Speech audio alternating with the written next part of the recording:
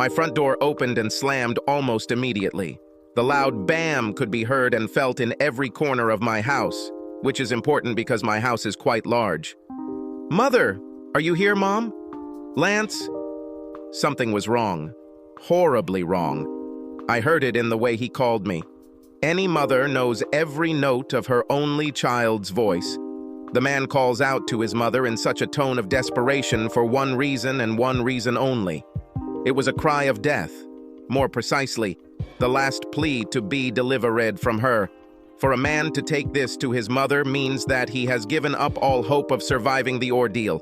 Rushing into the living room, I saw my son standing in the foyer of my home, and let me tell you, his look matched the desperation with which he was calling for me. His shoulders slumped, as if the clothes were too heavy for him.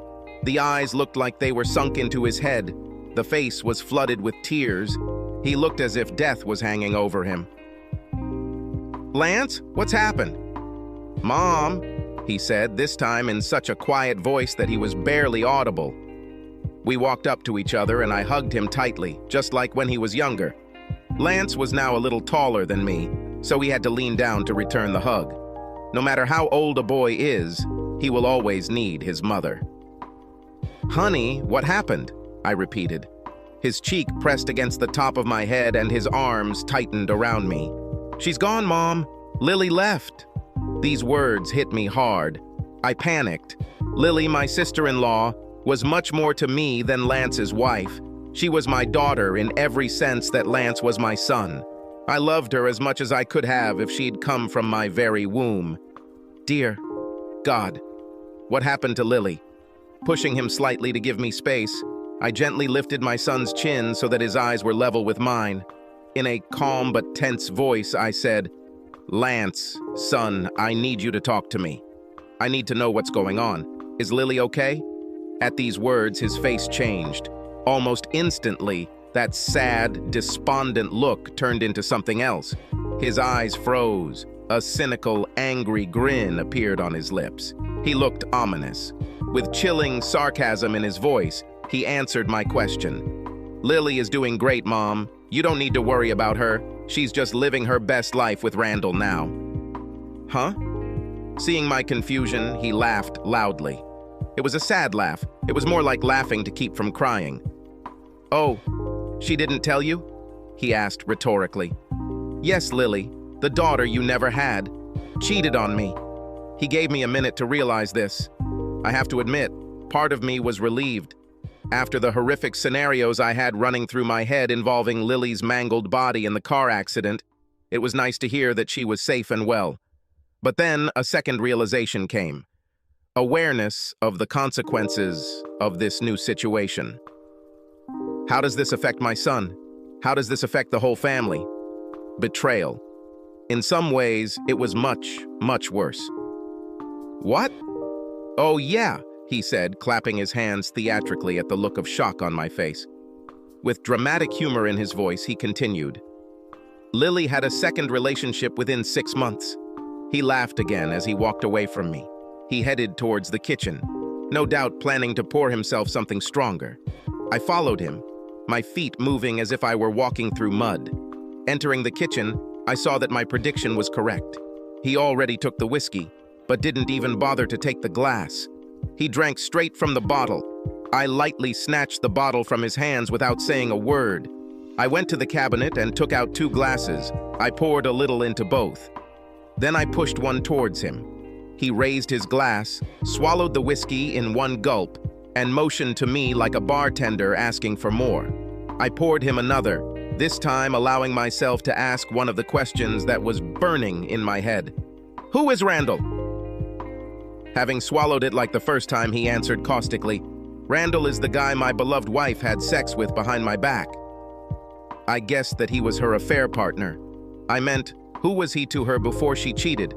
Her colleague? Her friend? Stranger from the internet? His face became sad again. He shrugged lifelessly. Does it matter? After thinking about it, I agreed. No, I think not. This time I took a sip, but only because the silence between our words was uncomfortable. After a moment I asked, "Does she love him?" He turned away from me, as if he didn't want me to see the tear that rolled out of the corner of his eye and rolled down his cheek.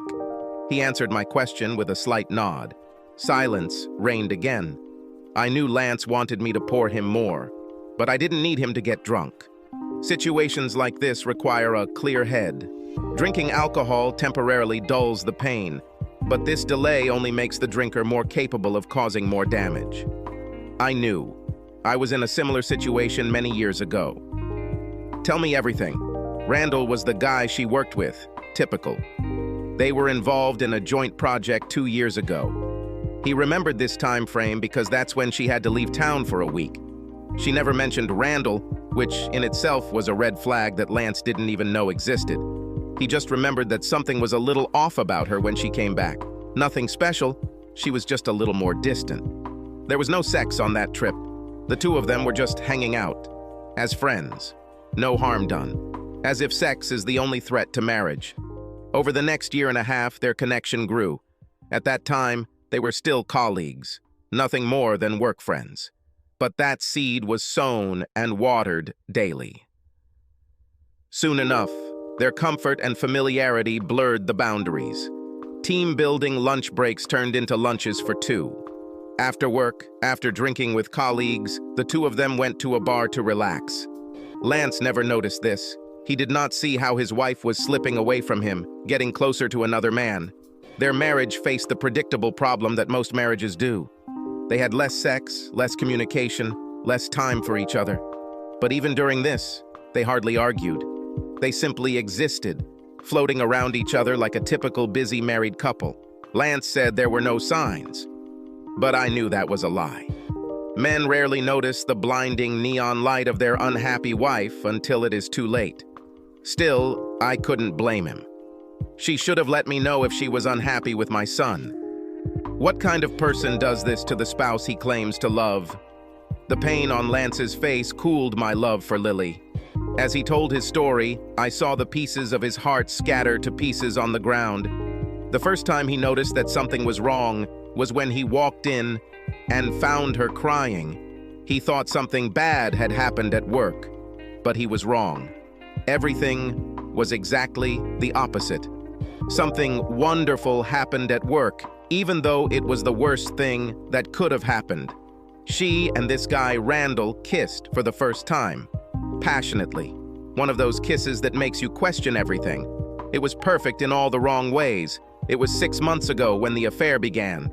At least that's what Lance thinks is a start. But I knew better. The romance really began 2 years ago during that work trip. That's when this ending became inevitable. Mutual attraction, which they pretend not to feel for each other. A secret nugget in the back of their minds when they secretly wondered what the other looked like naked.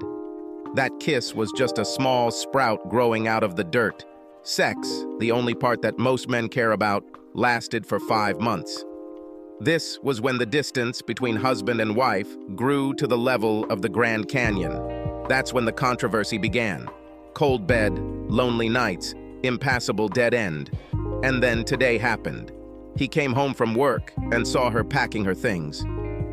We just moved away from each other. Everything between us has changed. We haven't had any contact for some time. You must have felt it. This was her explanation. 6 years of marriage broke up in one day. Of course, she said it as if she was doing him a favor. It wasn't fair to him to force him to live this lie. He needed to be free to find a woman who would love him with all her heart. He was such an amazing guy that it would truly be a disservice to keep him trapped in this loveless marriage. So, what are you going to do? I asked him when his words died down. He shrugged, and then his shoulders slumped. I don't know. His retelling of the events that led up to today had left him exhausted. He looked like he had been fighting all day. All I could do was hug him lovingly again. There is no greater feeling of helplessness than a mother looking at her suffering child. There was nothing I could do to free him from this. No amount of money or love on my part could help him. In this, he was truly alone. I hated Lily for this. No matter how much I loved her, I hated her. Lance didn't deserve this. Lily is dead to me. I whispered to him as we hugged, putting meaning into every word. I wanted my son to know that I was on his side. I wanted him to know that as much as I loved Lily, I would completely renounce any feelings I had for her if I had to choose between them. Lance slipped out of my arms and walked slowly across the kitchen. He ran both hands through his hair and took a deep breath. He walked up to the counter again, leaning his back against it. Just as I was thinking about how unscrupulous Lily was and what a disgusting woman she turned out to be, I heard Lance chuckle. It was bittersweet. Then words came out of his mouth that pierced me to the core. That must be how Dad felt. At first, the words didn't sink in. They sounded angry and hateful, so much so that I didn't immediately realize that they were directed at me. "What you said?" He turned to face me, and for the first time in decades, my son glared at me. "When you cheated on your dad and left him for Bill." He didn't have a chance to finish that sentence because my hand moved on its own. There was a loud bang that echoed spread out around the kitchen. How could he even force his mouth to say such nasty things? He was so young when it happened. He had no idea what happened between his father and me. Ever since my marriage to Thomas ended, all he knew was Bill. Thomas tried to fulfill his fatherly role in Lance's life, but I never asked him for anything when I left. I freed him completely and irrevocably. He got a house. He took the car. He didn't have to pay me any spousal or child support. The only thing I wanted from him was to live his own life. After all, he gave it to me. He disappeared and left Lance and I to live happily with Bill. No matter how much it killed him, he did me this favor. In return, I did the same for him. I thought this was the best way to do things, the best way to give us all a fresh start. Me, Lance, and Bill had the opportunity to be a family. Thomas had to move on without any financial ties to his previous life. Of course, it hurt at the time, but I felt like a complete break will heal much better than endless drama. Bill had money. He had a house. I had nothing to quarrel with Thomas about. In a sense, I was right. Lance had a good life. He went to private school. He went to one of the best colleges and graduated without student debt. He was able to start his career straight out of university and was now living a lucrative, wealthy life. Thomas was a hard worker, but there was no way he could give Lance any of that. This was the best way out of a confusing situation. At least that's what I thought. But now it seemed my son saw things differently. After that, the two of us stood there in silence, just looking at each other. I expected him to look apologetic, to feel remorse for his unjustified attack on me. But he didn't. He just stared at me, as if I had done him harm. Finally, I asked, "Why did you tell me this?" He sighed. "Because, Mom." "Because what?" With a groan, he tore himself away from the counter and began pacing the room again. The rhythmic sound of his footsteps echoed in the silence between our words.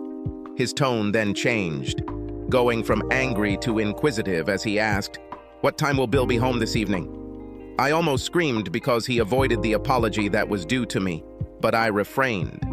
Suppressing my irritation at his sudden attack, I replied, "I don't know. You know Bill works late." He nodded thoughtfully in response to this information. Then, almost calculatingly, he asked, "Have you ever thought—" Admittedly, this has been a sore spot between Bill and I for months now. We argued about his late delays, his growing distance from me, and his lack of affection. I didn't know if Lance knew about it or not, which made me question why he even asked. I knew where he was going with this, and the very thought of where he was going with it disgusted me. "No, I'm sure," I said quickly. Such thoughts disgusted me. "Bill loves me. He is not capable of this." "You mean, loves like you loved Dad?" I gasped loudly at the icy accusation in his voice. Now I knew for sure that he was attacking me. His anger shifted from his wife to me. "Now listen to me," I said, closing the distance between us. I looked straight into his indignant eyes as I spoke sternly. "I'm not your wife. I'm your mother. Keep your anger where it belongs and don't take it out on me." I saw how he softened at my warning. This interaction gave me a wave of déjà vu. Not so much the topic of conversation, but the way he just looked at me when I scolded him. It was like that time he stayed up too late in high school and came home drunk and smelling of beer and marijuana. And again, my boy returned to me. The sad expression returned to his face, killing me again. Just as I was about to reach out and hug him, he asked, "Have you ever regretted what you did to Dad?" There was no anger in his voice, but that didn't lessen the urgency of his question. He wasn't really asking about Thomas or what I'd been doing all these years. He asked about himself. Will Lily ever regret what she did? Will she ever look back on this day and feel the burn? Or will she live happily ever after? Lance was so much like his father. Sometimes it was surprising how much he resembled him. And that was my curse, because looking at Lance right now was like going back in time. On that day, almost 2 decades ago, I stood in the kitchen with Thomas. It was much smaller than the kitchen in which I was now standing. Thomas would never have made as much money as Bill. Our house was smaller. Our lives were smaller. Bill was the personification of rags to riches. He built his company, where I worked as his secretary, from scratch. He was brave, he was smart, he was confident. He was a man who achieved what he wanted with unremitting energy. Thomas and I were on 2 different wavelengths. At that moment, we were so far from each other. We haven't been a couple for months. He should have known it was over between us. Our end was almost inevitable. But was it so? At that time, I was so sure. I truly believed it when I told him that he was a great guy who was going to make another woman the happiest woman in the world. It really was better for him to let me go and find her, someone who would love him the way he deserved to be loved. But that woman was not me. No more. Because now, I love Bill. Come to think of it, he looked exactly the same as my poor Lance looked now. It was as if his world had been completely destroyed. As if invading my secret thoughts and reading them, Lance intervened. He muttered to himself, but his words were clear as day. "People say that you will marry your mother, but I never thought..." With these words, he turned away from me. It was as if he couldn't look at me anymore, as if my appearance disgusted him. "Lance." I reached out to him. My heart broke when he waved me off. "I have to go," he muttered. I followed him, shouting his name, but he ignored me. He couldn't get away from me fast enough. A connection was made in his mind. His pain overlapped with the pain his father had experienced years before. The fact that he now walked in the same heavy boots that his father had once walked in filled him with compassion that far outweighed his love for me. "Lance, please, where are you going?" At this time, he approached the door. He opened it and was about to go out when he heard me. For some reason, my question stopped him. There he stood, with one foot in my house and the other trying to escape from me. After a moment's thought, he looked at me and said, "I need to talk to the only person who knows what I'm going through." His father. He wanted to talk to Thomas. I sighed sadly. "Babe, no one even knows where he is." "I know," he said with a hint of the first real smile that appeared on him all evening. It was small, weak, and barely noticeable, but it was genuine. "I've known where he is for about a year now." "What?" "Yes." He shrugged. "I found him. Well, actually, he found me. But we've been talking since then." I don't know what scared me more, the fact that he talked to Thomas for a year, or the fact that he never told me about it. "About what?" I asked carefully, fighting the impulse to completely lose my composure. He didn't answer me. Not with words. But there was a look he gave me. The look that said everything. Then he disappeared. Just like when he entered, the loud slam of the front door shook the entire house. At that moment, I felt more alone than ever. Of course, I will always be his mother. Nothing could change that, not even Thomas. It would be a gross exaggeration to say that I had lost his love, no matter how much misplaced anger he was taking out on me right now. But I knew that he would never look at me the same way again. I was no longer infallible in my son's eyes. It's a sad day when our children realize that we are the same screwed up as the others. The next morning, I woke up in my bed. I was curled up in a fetal position, fully clothed from the night. Next to me was my mobile phone, only 15% charged. I spent several hours that night calling furiously, I called Lance, but no one answered. I called Bill, but no one answered. I even called my ex-husband, Thomas, but again I did not receive an answer. None of the men in my life wanted to talk to me. I felt the state of my devastated, tear-stained face even before I looked at the reflection in the mirror. I was a pathetic sight. I once had 2 men in love with me, vying for my affection, and now I couldn't even reach my husband. With a sad sigh, I splashed water on my face before going downstairs to make coffee. It didn't escape my notice that Bill didn't sleep in our bed. After the search of our ridiculously huge house, his presence was not felt in any room. Last night he didn't come home at all. Lately, this has been happening more and more often. An hour later, the front door opened. I quickly rushed into the living room and found my husband standing in the foyer. "Bill," I said, relief filling my voice. Just like that, my anger at him immediately dissipated. I needed him, and he was here. I needed to feel his arms around me. I needed to feel his love for me. Since the mirror of my soul had shown so much ugliness in the last 12 hours, I needed to see the eyes of love. I crashed into his body and wrapped myself around him, pressing my cheek to his chest. Just before I could breathe a sigh of relief, I noticed that his arms weren't wrapped around me. "Cute. Please. I need you to hold me." I expected to feel him, but nevertheless, his arms remained limp at his sides. Confused, I relaxed and looked up at him. He took a deep breath. It was almost as if he regretted being here in this room with me. It was as if circumstances had forced him into this unfortunate position. My heart has stopped. I knew that look. I knew that look all too well because it was the look I gave a man almost 2 decades ago. "Tina," he said, my name falling from his lips as if he was trying to soften the blow. "No! Please, no!" Tears streamed down my face. "Bill?" I said, practically begging him. "Honey, please, give me a hug. Tina, we need to talk."